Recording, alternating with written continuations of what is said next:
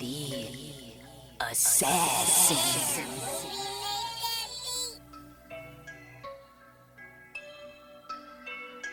You know I break necks, call me Jack Tate.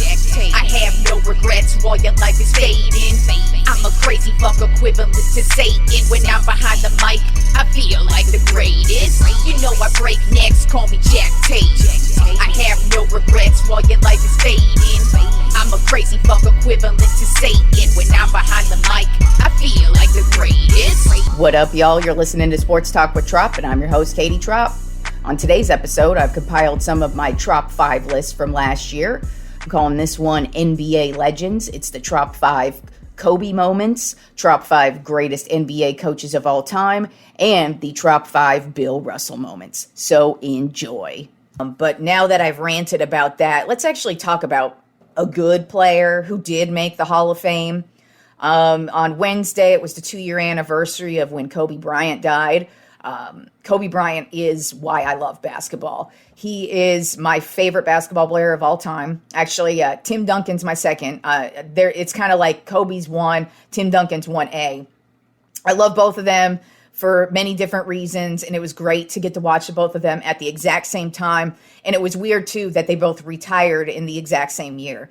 But Kobe Bryant is why I watch basketball. Watching Kobe Bryant play basketball, it was just so amazing to watch. And so since it had been 2 years since he passed, I kind of feel like I'm going to do the Tropp 5 Kobe moments. I do want to say the day he died, I do remember exactly where I was and what I was doing. I was filming a music video called When I Catch You with my friend Clay. Plato the World Destroyer, the director Eric Sattler, and the photographer named Jason. We were all at a studio, and Jason just happened to come from the back room, and he goes, someone was in a helicopter crash. And like, me, Clay, and Eric, we're over on the set side trying to like figure out what we're going to do for this video. So it didn't really hit me. And all of a sudden I'm like, wait a second. Who'd you say? What'd you say? So who got in a helicopter crash? And he goes, Kobe. And I like look at him and like I do like the basketball shot. I'm like, Kobe? And he's like, yeah. I'm like, and I remember sitting there because like you hear the words helicopter crash. And in my head, the 5-year-old inside of me was like, is he okay? When in reality, come on, he was in a helicopter crash. Of course he's not okay. He's more than likely dead. Unfortunately, so he gave us that news, and it was like a punch in the gut. I'm like, oh, fuck. And so we start filming the video, and then probably we take a break after about an hour or two, and I go just to take a look at my cell phone, and of course it's blowing up because anybody who knows me knows I'm a huge Lakers fan, but also at the same time knows I love Kobe. And I'm getting all these text messages. Oh, my God, did you hear Kobe died? And then I see one of the alerts on my phone, a news alert, Kobe Bryant has died. And I'm like, what? I was so blown away. And I remember after we filmed the video, I basically went home and was watching all the basketball games going on and them letting the 24-second clock run out. And it's just like, it was so surreal, like, because you're like, Jesus Christ, because he was only in his 40s, you know? This is Kobe Bryant. Like, if you're a Kobe Bryant fan, he could do anything. And I know that sounds stupid and childish, but if you're a basketball fan and you loved Kobe, that you know exactly what I mean when you say he could do anything. So when you hear he's dead, of course, he's a human. Humans die. That's what happened. That's what happens to everybody. That's when, if you're alive right now, you're going to be dead one of these days. And so of course it's going to happen to Kobe, but like you just didn't think it was going to happen to Kobe. At least that early, you know. We wanted to see him. You want to see him get inducted into the Hall of Fame. You want to see him on the sidelines at Laker games. You know, you wanted to see that. And so it was just very shocking on many levels. But with that being said, you know, like I said, he was my favorite player. He still is my favorite player to this day. And so I'm going to do my Tropp 5 Kobe moments. And it was actually really fun to because I rewatched all of these moments that I'm going to discuss. And it was fun to watch just because there was nobody like Kobe before he got into the NBA, and there's nobody still to this day who plays the game like he did. And it was fun to rewatch a lot of his moments. So I'm going to start with a few honorable mentions. This first honorable mention, it's the epitome of why I love Kobe Bryant. It was Christmas Day, 2005. This is the first year without Shaq. Like I said, I'm Kobe over everybody. So when that Kobe Shaq shit was going down, I was Kobe. I was Team Kobe. I love Shaq. I love what he brought to the team, but I'm Kobe over everybody, even then. So Christmas Day 2005, we're playing the Miami Heat. That's where Shaq was traded to. It ended up being a loss, 97-92. The reason why I put this on here as an honorable mention is, A, because they lost. I wasn't going to put a fucking loss on there in my Tropp 5. But the reason why it stuck out to me is I remember after they lost this game, one of the reasons why they lost is because the Lakers were missing a lot of shots. And Kobe specifically, he missed a few shots in the game. And after the game, ESPN is taking shots of Kobe. After the game, this dude is on the Miami Heat basketball court shooting shots. And he's shooting the shots that he missed. And that's why I put this on here, because that's the type of dude he was. If he fucked up, it wasn't because everybody else was the problem. If he fucked up, he was going to go out there and he was like, I got to fix this shit. And that's what he did. He went right out, right after that game, went to the exact spots that he missed the shots and was just shooting those hoops to make them and to teach his brain, you got to make these shots, stupid. So that was an honorable mention, and it's always stuck out to me too. I just remember watching it. I'm like, this is why I love you, Kobe. The next honorable mention is from April 12th, 2013, playing the Golden State Warriors. It was a very close battle. This season, Kobe had played more minutes than he had ever played in his entire career. This team was on his back, and then he tore his Achilles. Now, when he first went down, you're looking like, oh shit. He just sprained his ankle. It's Kobe. He's gonna be okay. But the more you look at him, you're like, fuck. And then they replayed when he hurt himself. And I've watched so many sports at this point in time that I know what it looks like when you rupture your Achilles or you tear an ACL. When it's one of those type of non-contact injuries, I always know. And I remember watching the replays. I'm like, fuck, I think he tore his Achilles. And he did. He did tear his Achilles. But on this particular play, when he tore his Achilles, he was fouled.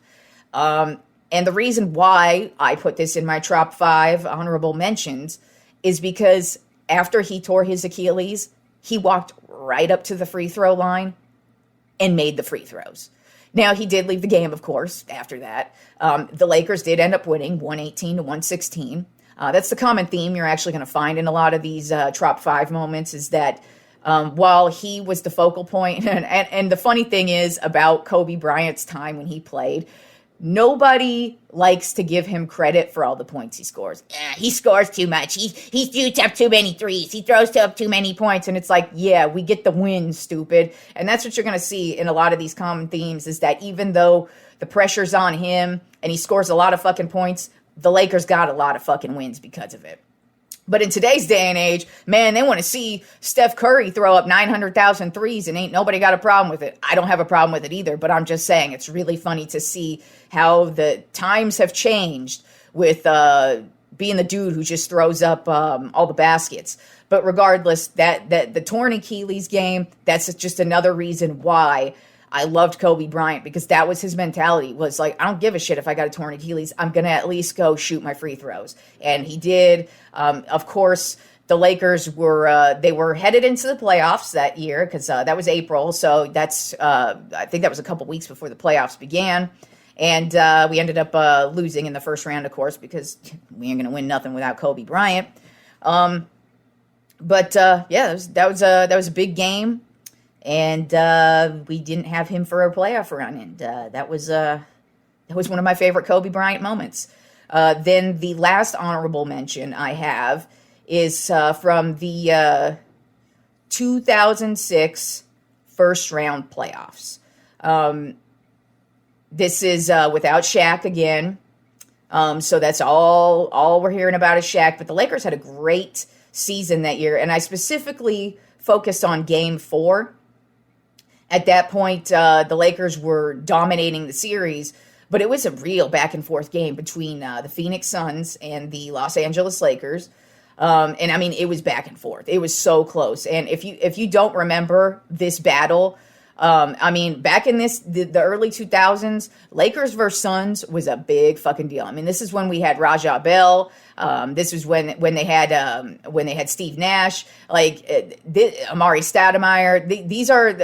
This was a damn good Suns team, and this game went back and forth. But if you remember it, you would remember that in the fourth quarter there was 7 seconds left. And the Suns had, I believe, a 2-point lead, and they're getting ready to inbound.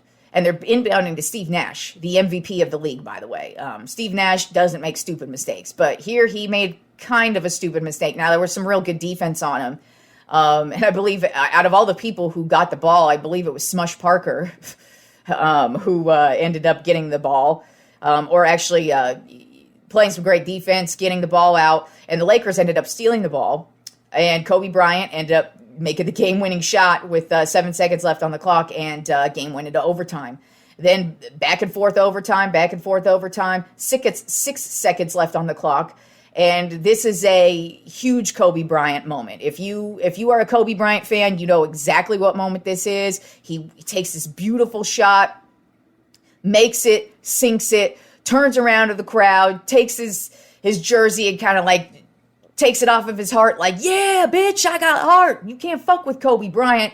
And Lakers ended up going up strong in the series, but they ended up losing. They went up 3-1 on the Phoenix Suns, but they ended up losing the entire series. But I just really liked, that's just a game 4.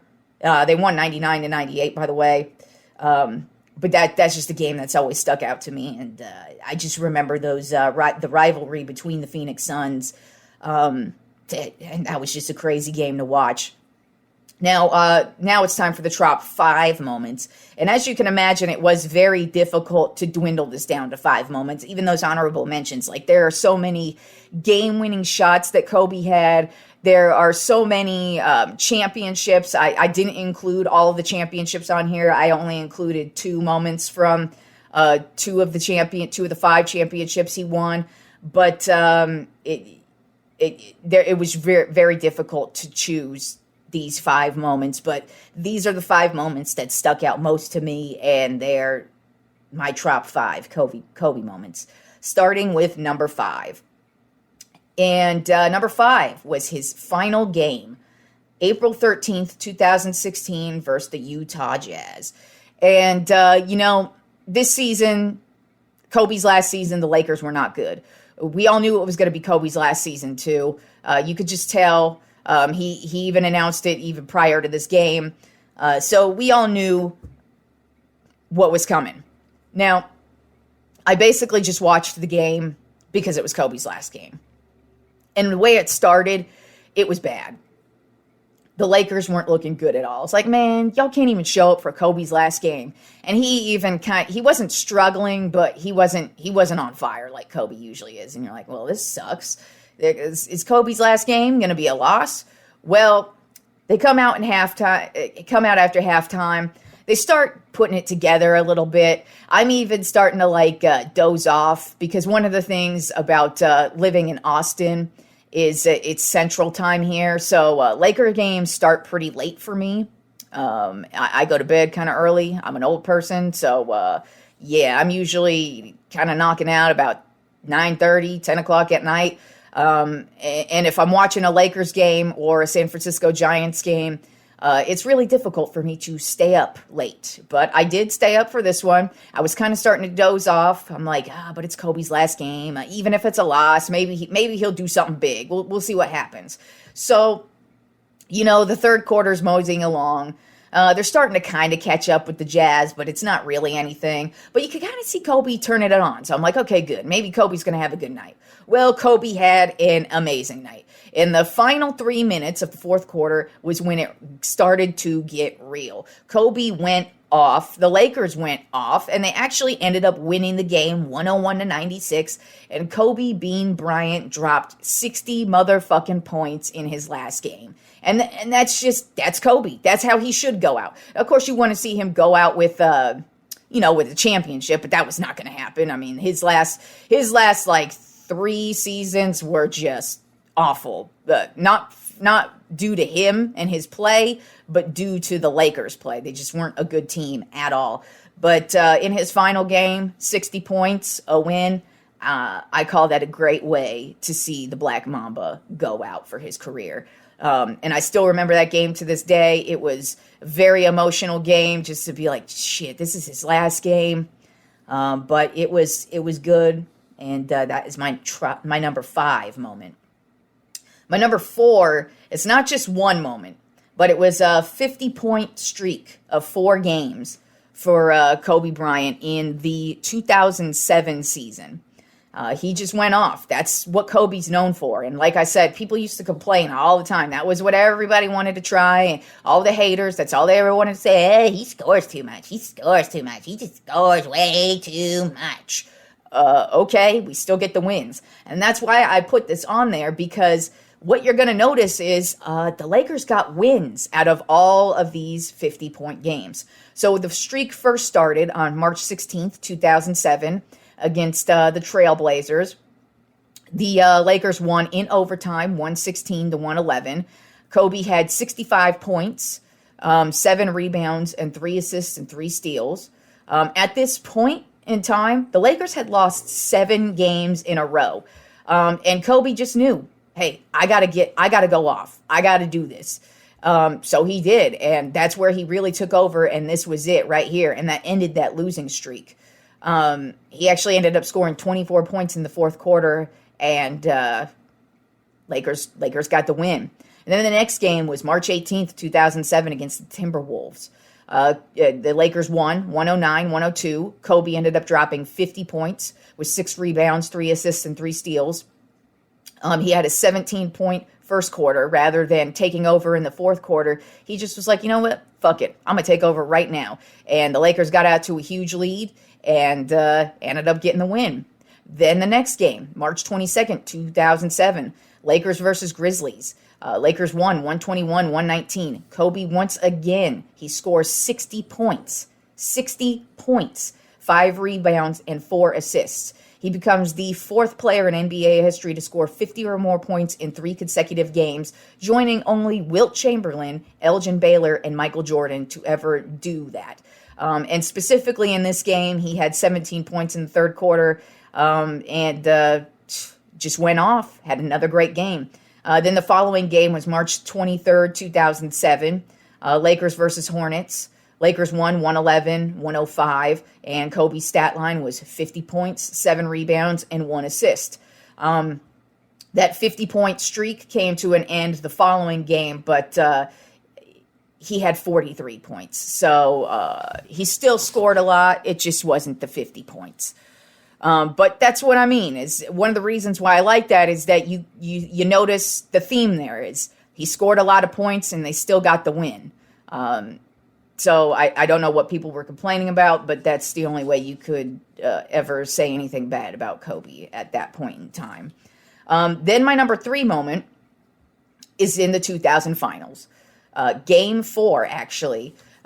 This is the first of 5 championships for Kobe Bryant, and this is what I'd like to call his coming out party for the playoffs. Now, he is in that same year. They did have a great run against the Portland Trailblazers in a Game 7.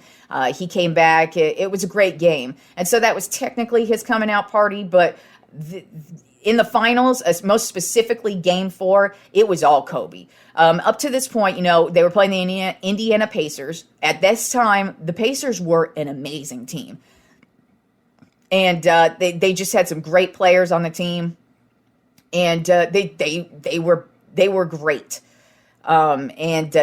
You could not fuck with the Pacers at this time. They had Reggie Miller. If you don't know who Reggie Miller is, he was the Steph Curry before Steph Curry would hit the court. They also had Jalen Rose at the time. They were a really good team. And so the Lakers had their hands full, especially going into Game 4. Kobe was actually injured in Game 2. Jalen Rose slid under him when he was shooting up a mid-range jumper. And it looked like it was on purpose, and Jalen Rose has admitted to this day it was on purpose, but whatever. The Lakers won the series in 6 games, so haha. But basically, Kobe missed Game 3, and he came back for Game 4. And he just had some amazing plays in Game 4. But what was also amazing is they ended up going to overtime. And Shaq actually fouled out. Now, at this time, in the Lakers, at this time in this Lakers dynasty, Shaq was the focal point. If Shaq wasn't having a good game, usually that meant the Lakers weren't going to have a good game. But Shaq ended up fouling out in this game with 2:29 left in the overtime period, and Kobe just took over. He ended up there were a couple plays that most notably that I wrote down. He had this crossover pull-up jumper on Reggie Miller. He had a rise-up shot from about the same spot that Mark Jackson was like, what's going on here? He blocked Austin Crozier on a layup that would have cut the lead. And then he had the reverse tip-in at the end. And then he, with 5.9 seconds left, and the Lakers ended up winning that game, taking a 3-1 series lead. And they ended up winning, and that was their first championship. So that's my third favorite Kobe moment. Number 2, it's not just a moment. It's about the same thing as number 4 with the 50-point streak, except this one is actually more impressive. This is in January of 2006. Kobe went on a historic 13-game run where he scored a total of 564 points. This also includes the 81-point game. And that is basically what the moment, that game specifically is like the key moment. But really, 13 games, 564 points, that says a lot. And also at the time, prior to this run, Kobe was suspended. I can't remember why. He had a hard foul or something on somebody and ended up getting suspended for a game. And Phil Jackson basically told him, show them what the fuck they just did, who they just pissed off by suspending you. And basically that's what Kobe did that month of January. And I mean that month of January, he went off. January 6th against the 76ers. By the way, they won the majority of these games that I'm going to tell you about. So for the month of January, started off with Philadelphia 76ers. He scored 48 points. Next game against the Clippers, 50 points. Next game against the Pacers, 45. Next game, Portland, 41. Next game, Cleveland, 27. Next game, Golden State, 38. Miami, 37. Sacramento, 51. Phoenix, 37. And the big game, Toronto, 81. Golden State, 30. Detroit, 39. And then rounding out the month of January against the Knicks with 40 points. That's a huge run. And during that run, the Lakers went 9-4. Now, prior to that, they weren't doing so well. So they needed Kobe Bryant to score a whole bunch of points. And what did Kobe do? He scored the points, they got the wins, and went 9-4. Now, let's talk about the 81-point game. Now, the 81-point game, it sticks out in my brain like no other. One of the reasons why it sticks out in my brain is because, so at the time, I grew up in Reno, Nevada. So you would get Lakers games sometimes. You would mostly get you would always get the main games that would be on. But if they were playing the Raptors, that's who they were playing. And at the time, the Raptors weren't a very good team. They were okay, but they weren't like a playoff contender. So that game was not on TV, at least where I was. But I remember I was just kind of like dicking around on my computer, and I had ESPN News on, and I was watching the ticker, and I could see, like, Kobe was just going off. Every time the ticker would come back to the Lakers-Raptors game, I'd see Kobe's points going up and up. And so about halftime, I was like, shit, I should turn on, because I had Sirius satellite radio. And if you don't know, they play every single game. I'm like, well, I should at least listen to what's going on. So I turn on the game. And, listening to games is not the same as watching games. But I'm not going to lie, I felt like I was watching this game. As it just keeps going on, I'm like, holy shit, he's doing it. And he ended up with 81 points. That's the second most points anybody's ever scored. Wilt Chamberlain scored 100. And they don't even have, like, a footage of him on the court. That's how long ago it was. So to see somebody score 81 points, I mean, of course it's going to be Kobe. That's just who Kobe was. But that was just, I listened to it on the radio, and I felt like I watched it, and I still remember to this day listening to that on the radio and being like, holy shit. It's too bad this game was not on TV on a nationally televised level, because that was one of the most insane things. And that was Kobe, man. If you are a Kobe fan, that 81-point game is right up there. My number one Kobe moment is actually not just a Kobe moment. It's actually my favorite Lakers championship they've ever won in my lifetime, at least. I've watched them win 6 of them, and my favorite one was the 2010 NBA Finals. And so that's my number one favorite Kobe moment. And it's funny, too, because it went 7 games. And this was a battle. This was a great Celtics team. They had Paul Pierce, they had Kevin Garnett, they had Ray Allen. This team was stacked.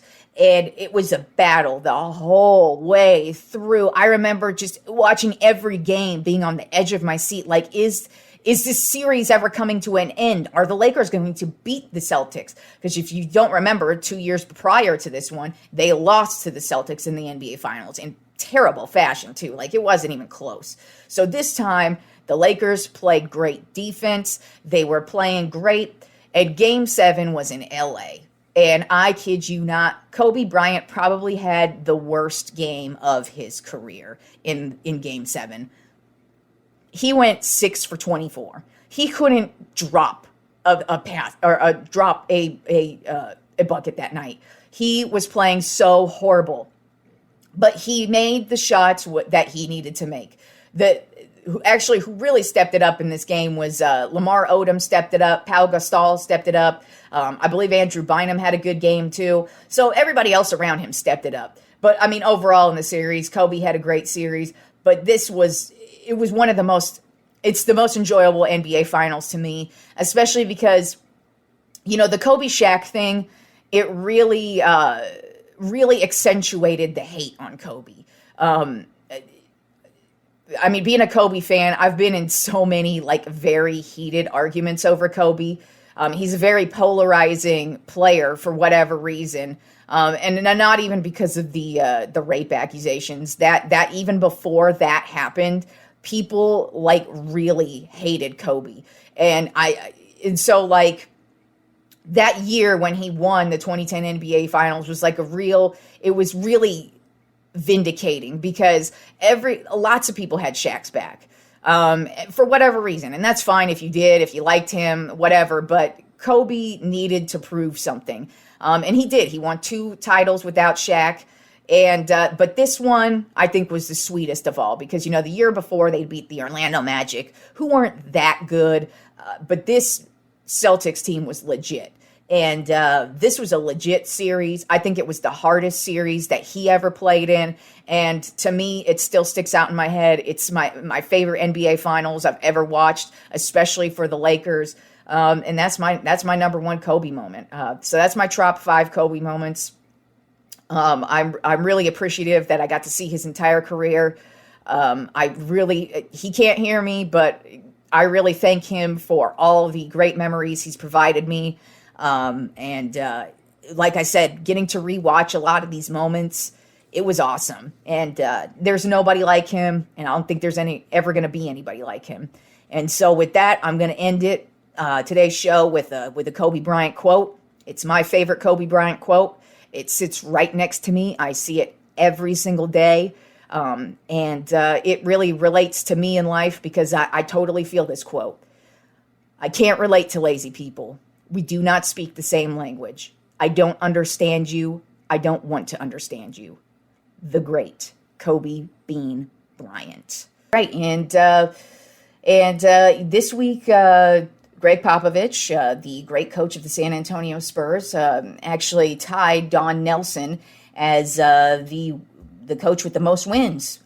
So he's gonna definitely break that record at some point this season. The Spurs are a trash ass team. That's why it's like, what the fuck are the Lakers doing, losing to the Spurs and the Rockets, two of the worst teams in the league? But cool, way to go, guys. Suck ass. But Greg Popovich, he ended up tying Don Nelson, and so they're both tied with the most wins as a coach. By the way, that tie was against the Lakers, by the way. Can you believe that? The Lakers, that's just so fucking weird. Who would have thought? Oh, I would have thought. Yeah, I would have thought. I actually knew that was going to happen. When I heard that Popovich was only a game away from tying, I was like, oh, cool. I see the Lakers are next up on their schedule. I'm sure that's where he's going to tie it up, right there against the Lakers. That's the perfect fucking opportunity. But anyways, that got me thinking about one of the great sports fans debates are who are the greatest NBA coaches of all time. And obviously Greg Popovich is definitely one of them. And so I decided to put together my Tropp 5 greatest NBA coaches of all time. And when you actually do the research on it, it's actually a very easy list, in my opinion. I already knew who my top 3 were right off the bat when I thought about it. And then I was like, who are going to be 4 and 5? And then when I really thought about it, I was like, oh yeah, 4 and 5. I thought of them in my head. And then when I started doing research, I was like, oh yeah, this is not even close. At least as far as the top 5 goes, 100%. I don't think you can argue really with any of these, unless you're a hater and you have some stupid, idiotic excuses. And believe me, I will get to some of those excuses, especially on one of my coaches, because it's always a hilarious debate. But let's go ahead and I'm going to name my top 5 greatest NBA coaches of all time, starting with number 5, Steve Kerr.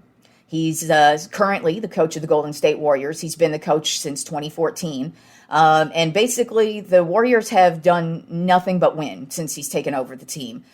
He took over from Mark Jackson, who completely flopped. The Warriors weren't a horrible team under Mark Jackson, but you could just tell there was something about him that the players, I don't know, couldn't connect with, or maybe the front office couldn't connect with. But basically, they fired him and hired Steve Kerr. Now, Steve Kerr, he happened to play for 2 of my top 3 coaches on my list. Greg Popovich, he played for the Spurs to end his career, but he spent the majority of his career with the Chicago Bulls under Phil Jackson. And basically, he's taken both of their coaching styles and combined them into his own. And, I mean, that just goes to show that's why he's such a good coach, because he learned from Greg Popovich and Phil Jackson, 2 of the greatest coaches of all time. And that's really awesome to see somebody take that knowledge and turn it into this and then become one of the greats as well. That's why I knew at first I was like, should I put Steve Kerr on here? Because he hasn't been in the league that long, especially compared to the top 4. But I mean, he's done so much, especially compared to everybody below him, where I'm like, you actually do have to put him in the top 5, at least for now, until somebody happens to surpass him. But it's going to be very difficult. Steve Kerr is a 3-time champion. He won with the Warriors in 2015, 2017, and 2018. In that time period, they actually went to 5 straight NBA finals, and so they lost 2 of them. They lost the one to the Cavaliers in Game 7, and then they lost to the Raptors in 2019. His overall record at this point is he's 420 wins, 193 losses, for a 685 winning percentage at this point. He led the Golden State Warriors to an NBA record 73-9 regular season. That was the 2015-2016 season. Although that was the season they did lose to the Cavaliers. So, I mean, that kind of puts a damper on that NBA record. But still, that team absolutely dominated in the regular season. And you really can't say anything bad about Steve Kerr. You could tell he connects with the players very well, and he just knows how to win. And I mean, really, when I was sitting here thinking about it, I'm like, do I really want to put Steve Kerr? Yeah, you got to put Steve Kerr in there. He has even more accolades than what I'm naming off, but I mean, the lists are so long. It's like I only have so much time, obviously. But then some of his notable players that have played for him: Steph Curry, Kevin Durant, Klay Thompson, and Draymond Green. All exceptional players, and I think Steph Curry and Kevin Durant are shoo-ins for the Hall of Fame. Klay Thompson and Draymond Green, we'll see where history lies with that. But I mean, Steph Curry came in and changed the game, and Kevin Durant's been one of the best players since he hit the league. So those are just some of the notable players who have played under Steve Kerr. Then number 4 on my top 5 greatest NBA coaches of all time, Pat Riley. He coached the Los Angeles Lakers from 1981 to 1990, the New York Knicks from 1991 to 1995, and then the Miami Heat from 1995 to 2003, and then 2005 to 2008. He is one of the winningest coaches ever of all time. He's a 5-time NBA champion. He's been to 9 total in NBA finals. He won in 1982, 1985, 1987, 1988 with the Lakers, and then in 2006 with the Miami Heat. He was the coach of Showtime Lakers, so I mean, they were the league at the time. Them and the Celtics. It was all about them. The 3 he lost 3 with the Lakers, and then he lost 1 with the Knicks. He got all 3 of the franchises to the finals. So that's just crazy. I mean, he was successful at every level, and as an NBA executive, which he currently is, he is one of the top executives. He's made great moves throughout his career, and he's a 3-time champion as an NBA executive. Overall, his overall record is 1,210 wins, 694 losses for a 636 winning percentage. He's most known for defense. Now, like I said, he coached the Showtime Lakers, who everybody remembers them offensively, but defensively is really where they made their bread and butter. That was what made them such a special team, is their defense. And I know a lot of people don't remember that, but that's what they were known for. And so that's kind of just what he was all about, was defense, defense, defense. And that's what won them their championships. Some of the notable players who played for him were Magic Johnson, Kareem Abdul-Jabbar, James Worthy, Patrick Ewing, Dwayne Wade, and Shaquille O'Neal. All Hall of Famers, all amazing players. And quite frankly, I could have gone on even more. But those were just the highlights that I had for who Pat Riley has coached throughout his amazing career. Then number 3 on my top 5 greatest NBA coaches of all time, Greg Popovich. He's been with the San Antonio Spurs his entire career from 1996 till today.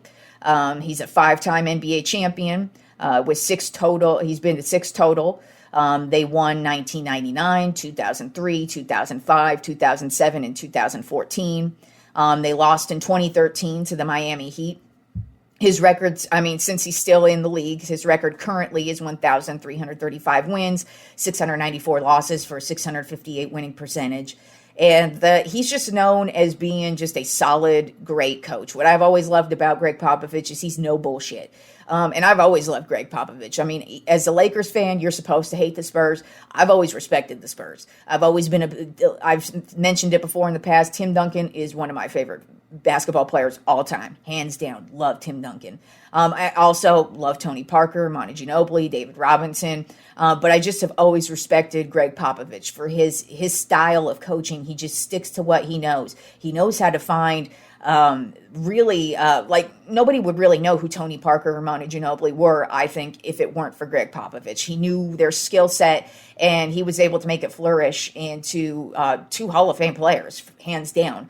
And notable players under Greg Popovich are basically just named off the majority of them. David Robinson, Tim Duncan, Tony Parker, and Monty Ginobili are just some highlights. But there were many still many to this day, that Popovich has coached.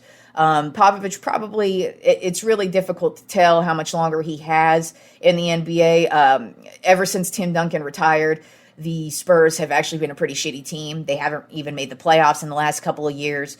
So I wouldn't be shocked to see him retire in the next, I'd say 1 to 3 years. But I mean, he's had a stellar coaching career, and I've personally enjoyed it. And I don't think the Spurs are going to make the playoffs this year either. So I wouldn't be shocked to actually see him retire this year. But we'll see where it goes with Pop. Then number 2 on my top 5 greatest NBA coaches of all time, Red Auerbach, the Boston Celtics coach from 1950 to 1966. He is a 9-time NBA champion. The Boston Celtics actually went to 10 NBA championships in a row when he was the coach. They won in 1957, and then they won from 1959 all the way through 1966. So yeah, they won 8 in a row for 9 total. Just one of the greatest. That was basically the first dynasty ever. His overall record was 938 wins, 479 losses, with a 662 winning percentage. And he was just a really innovative coach. First of all, he actually drafted the first black player ever, a guy named Chuck Cooper. And he never cared what you looked like. And so he was just that guy who basically made the push for black men to make it in the NBA. So that was definitely what he was all about. Another very impressive thing that I find most impressive, and it was actually kind of difficult for me to not put him at number 1 for this, but I didn't put him at number 1, and obviously I'll go into more depth because if you haven't figured it out, it should be pretty easy to figure out who my number 1 is.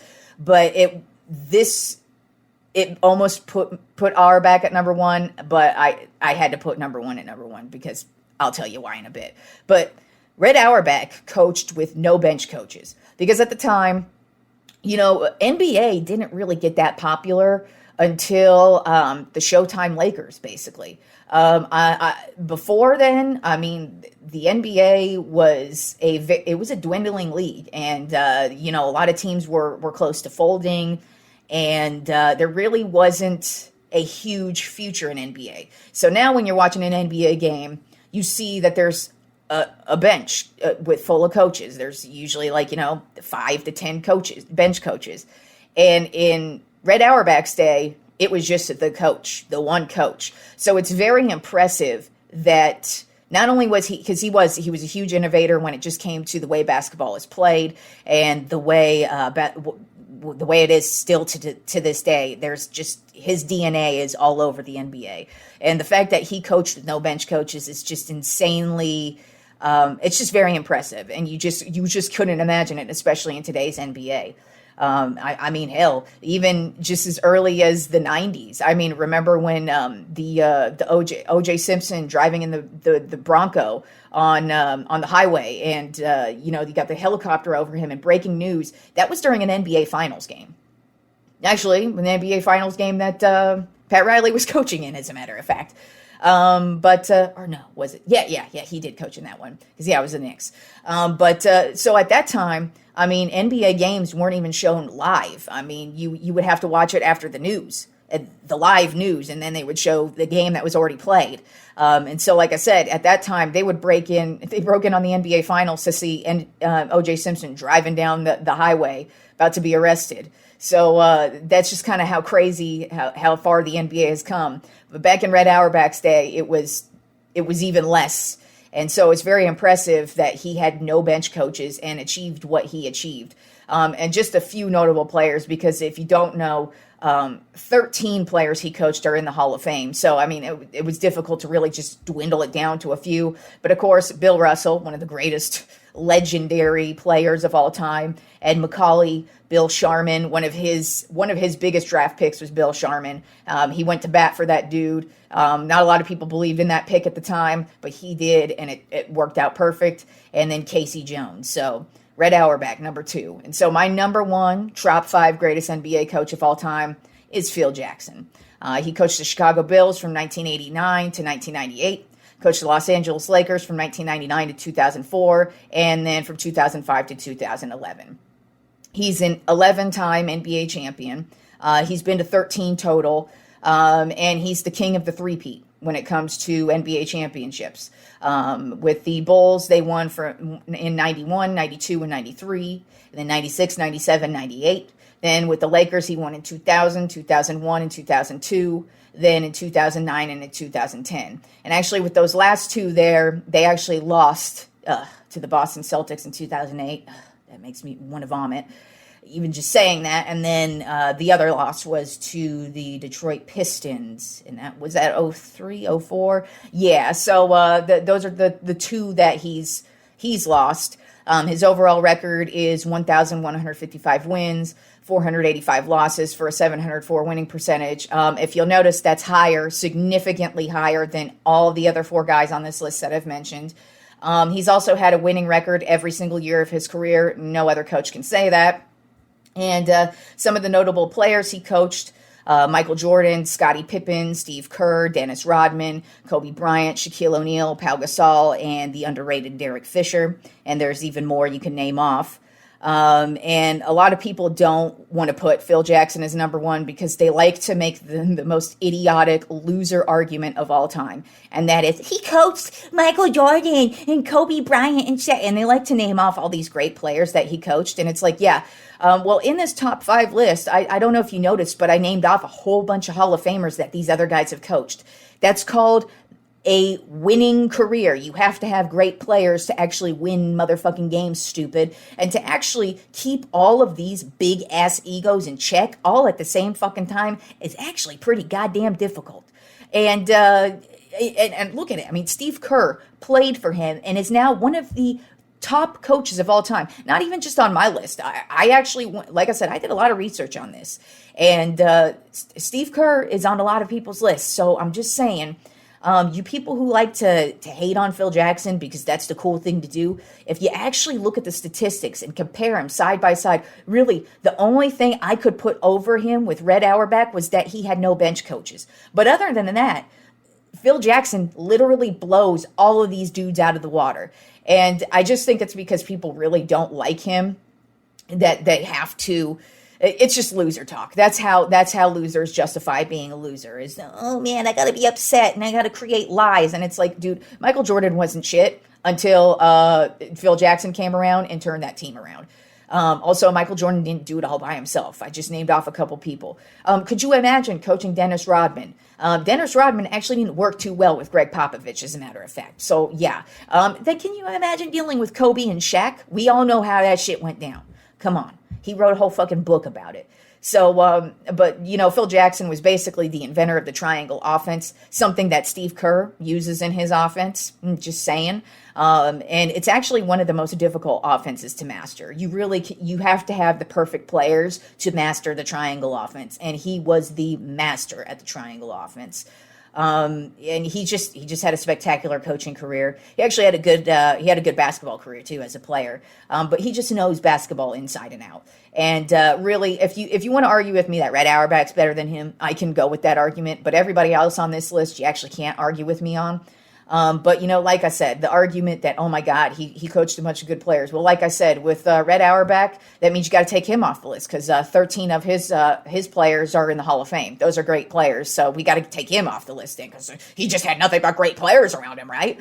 And then you got Greg Popovich, who hasn't done shit since Tim Duncan left. So you got to get rid of him because, I mean, oh, my God, he hasn't done anything without any good players. And, I mean, there's actual proof of that right now, too. I don't think it counts against him, but I'm just using all your idiotic arguments against you. And then what about Pat Riley here? He had Showtime, you know, Magic Johnson, Kareem Abdul-Jabbar, Patrick Ewing. Those are some of the greatest players of all time. So that means you got to take him out of there. And then Steve Kerr, his career is too early for him to really have any Hall of Famers. But like I said, Steph Curry and Kevin Durant, those sound like two shoe-ins to me. So you got to get rid of him too. So basically that leaves your list at nobody because only successful coaches have successful players. So, you know, that's my top 5 list. NBA greatest coaches of all time. Like I said, I thought it was pretty fucking easy. Today's show, we're going to end with a top 5. Unfortunately, yesterday, the great legendary Bill Russell passed away at the age of 88, the legendary Boston Celtics player. Probably the first ever NBA superstar of all time. one of the most decorated NBA superstars of all time, and hands down one of the greatest basketball players of all time. Also a great human as well. So yeah, he died yesterday. He was an 11-time NBA champion. He's a 5-time MVP, 12-time All-Star, 4-time rebound champion. His career statistics are points, 14,522. He averaged 15.1 points per game. Then career rebounds, 21,620.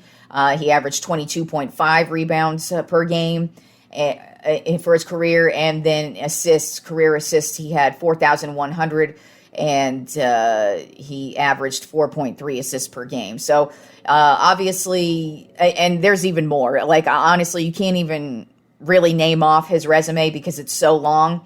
It was actually really difficult to try and find 5 moments, because at first what I was going to do is I was going to rank all of his championships, but that was difficult to do because, for one, obviously he played in the early 50s and the 60s, and I was not born then, so I did not actually even get to watch those finals. Hell, there's not even a lot of footage of Bill Russell's career because this was even before anybody really filmed anything.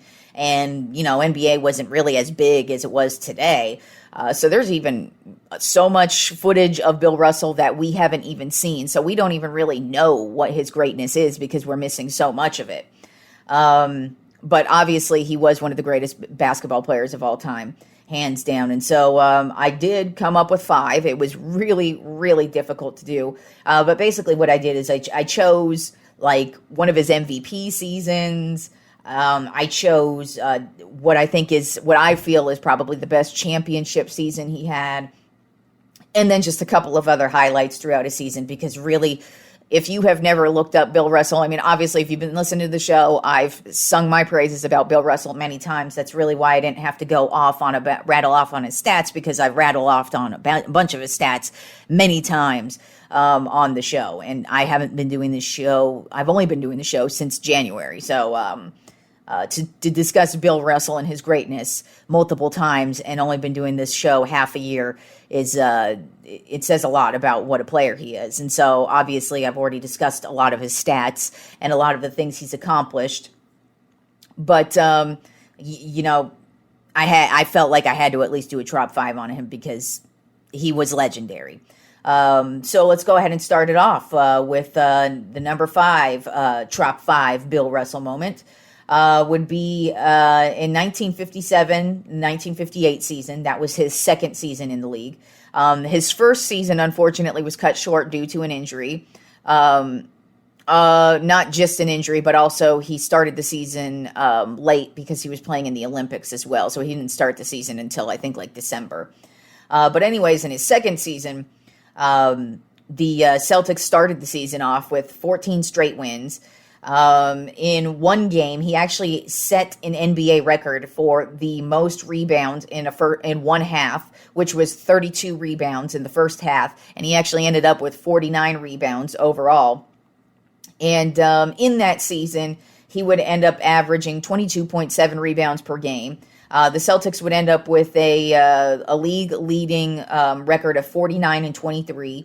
He would end up winning the MVP that year. And that was his first MVP because, like I said, that was the second season of his career, and he already won the MVP, so that says a lot.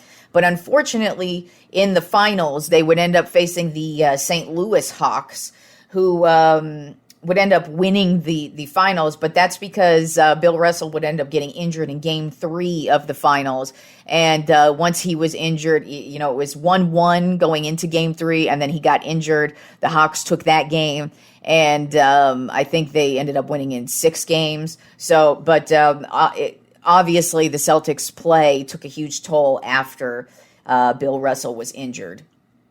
And that is one of the only losses Bill Russell ever suffered as in the NBA Finals. He played in 13 seasons and won 11 NBA Finals. So that just right there tells you what an amazing basketball player he was.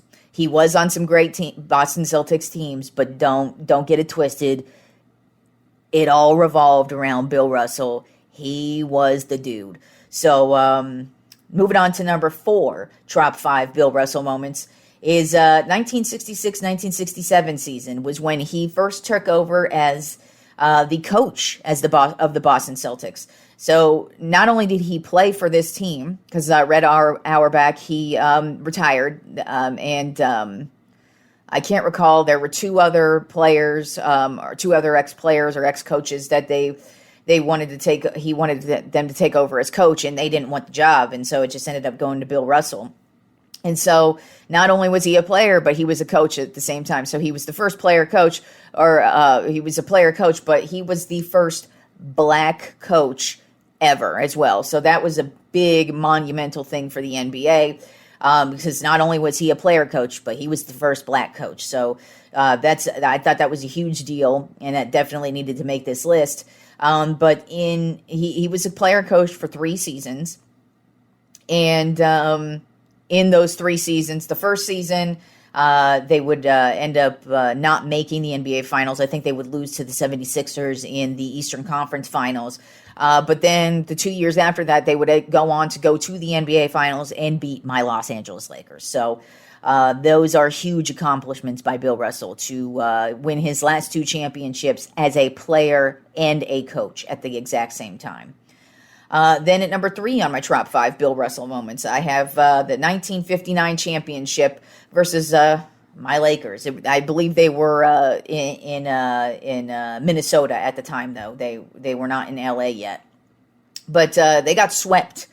And the reason why I put this championship on here is because this was the first championship that began the 8 championship run that the Celtics would go on, where they would win 8 straight championships. And in this NBA Finals, Bill Russell would set the finals record of averaging 29.5 rebounds per game. And like I said, they would go on to win and sweep. And I really just put this on here because this was the first and the beginning of the greatness that was Bill Russell. Then number 2 on my Trop 5 Bill Russell moments, I'm just calling it the rebounding king. He was the rebounding king. He was really known for his rebounds and his defense. As you know, today's league is very offense heavy. It's actually been offense heavy for quite some time. When I read about when Bill Russell came up in the league, you could tell that they even would try to say that he's going to become obsolete because the offensive game is just growing. But it didn't matter. His career was great all 13 years. But he was the rebounding king, and he had many instances where he was the rebounding king. I mean, I just told you that he did set the NBA record for 32 rebounds in the first half. So that was an NBA record for the most rebounds in a half in the NBA, and that still rings true today. But also, probably the most stellar performance he had rebound-wise was on February 3rd, 1960, versus Syracuse Nationals. Not a team anymore. He had 51 rebounds, which at the time was a record, but then Wilt Chamberlain would eventually come in. I think it would be 10, 11 years later when Wilt Chamberlain would ultimately break that record, and he would end up with 55 rebounds in one game. But the stat line for this game for him was he had 51 rebounds, 23 points, and 5 assists. So that was a huge game for him.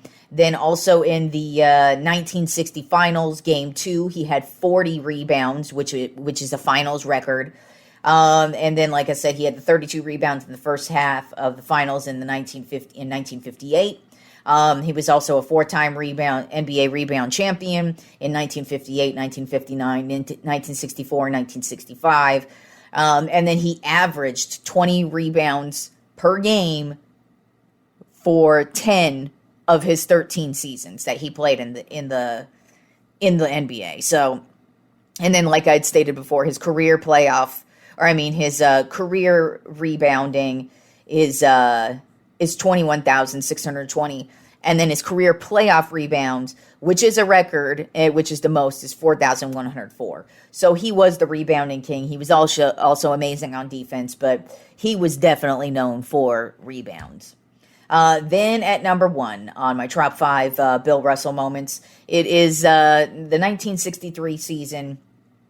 He would win his 4th MVP. He actually considers the team after this, the following season, to be the greatest of all time. But in my personal opinion, I think this one is, just for what they had to go through to get to the NBA Finals. But in this 1963 season, he got his first triple-double ever against the New York Knicks. And his stat line for that triple-double was 17 points, 19 rebounds, and 10 assists.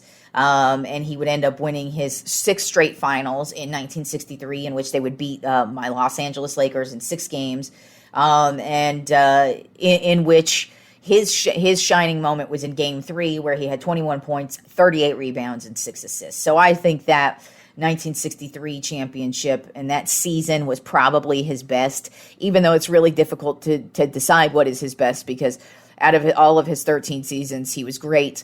Like I said, his rookie season was really the only one that was cut short. And then his second season, they would go to the NBA Finals and they would lose because of his injury in the postseason.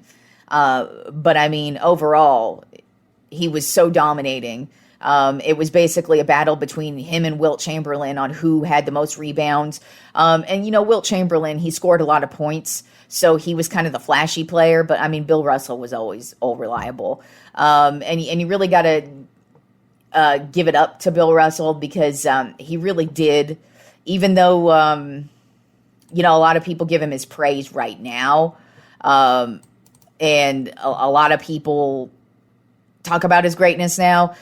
While he was playing with Boston, he did not feel the love. And even when his time ended with Boston, he did not feel the love. He just got his statue in 2013, 2011, something like that, within the last 15 years, which to me is egregious, just because he literally is not only one of the greatest basketball players of all time, but he's definitely one of the most legendary Boston Celtics of all time. And so it's very shocking when you actually read into the past of what it was like for him coming up, because it wasn't the way it is now. Yes, if you are a player in today's game, you do have haters, but they're usually haters from the opposing team. Usually you at least get love from the fans of your own team. But that wasn't really so much the case when he played with the Celtics. And he was pretty much a pariah with the Celtics organization for quite some time, and it was not deserved at all. So I'm happy that towards the end of his life, especially in the last 15, 20-ish years, he's definitely received his accolades, but he did not get those accolades while he was playing. And I actually found this quote from his daughter, because I have mentioned before on a past episode about a horrific experience that he had with some Celtics fans. And I actually found this quote from his daughter that kind of describes the experience even more in depth. So here it is. From Bill Russell's daughter. One night we came home from a 3-day weekend and found we had been robbed. Our house was in a shambles, and the N-word was spray painted on the walls. The burglars had poured beer on the pool table and ripped up the felt. They had broken into my father's trophy case and smashed most of the trophies. I was petrified and shocked at the mess. Everyone was very upset. The police came, and after a while, they left. It was then that my parents pulled back their bed covers, to discover that the burglars had defected in their bed. I mean, defecated. Yes, they shit in their bed. Every time the Celtics went out on the road, vandals would come and tip over our garbage cans. My father went to the police station to complain. The police told him that raccoons were responsible, so he asked where he could apply for a gun permit. The raccoons never came back. The only time we were really scared was after my father wrote an article about racism in professional basketball for the Saturday Evening Post. He earned the nickname Felton X. We received threatening letters, and my parents notified the FBI. What I find most telling about this episode is that years later, after Congress had passed the Freedom of Information Act, my father requested his FBI file and found that he was repeatedly referred to therein as an arrogant Negro who won't sign autographs for white children. And that is actually very true of what you read. Like, I have read that he was very reclusive and wouldn't really talk to a lot of people. And honestly, at the time, I can't blame the guy because that's the way he was treated.